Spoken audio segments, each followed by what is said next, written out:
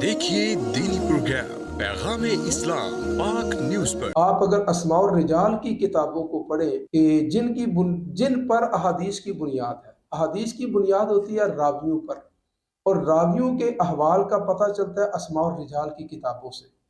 تو اسماء الرجال کی بکس جو ہیں وہ بنیاد ہیں، جن کی بنیاد پر ہم راوی کو سچا یا جھوٹا مانتے ہیں، اور اس کی بنیاد پر ہم حدیث کو مانتے ہیں۔ بخاری شریف بھی بعد میں مانی جاتی ہے، مسلم بعد میں، صحیح ستہ کی کتابیں بعد میں، یا کوئی بھی صحیح حدیث کو بعد میں مانا جاتا ہے۔ پہلے ہم راوی کو مانتے ہیں، اور راوی کو ہم اسماء الرجال کی بکس سے مانتے ہیں۔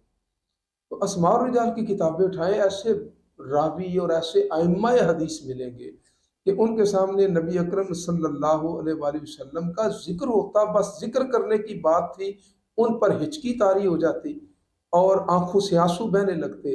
بلکہ کئی ایسے ہیں جن کے متعلق محدثین فرماتے ہیں کہ جب ہم وہ حضور علیہ الصلوۃ والسلام کی حدیث مبارکہ بیان کرتے، ان پر اتنا گریہ طاری ہوتا اور اتنا وہ سسکیاں لے کر روتے کہ ہمیں ان پر ترس آنے لگتا۔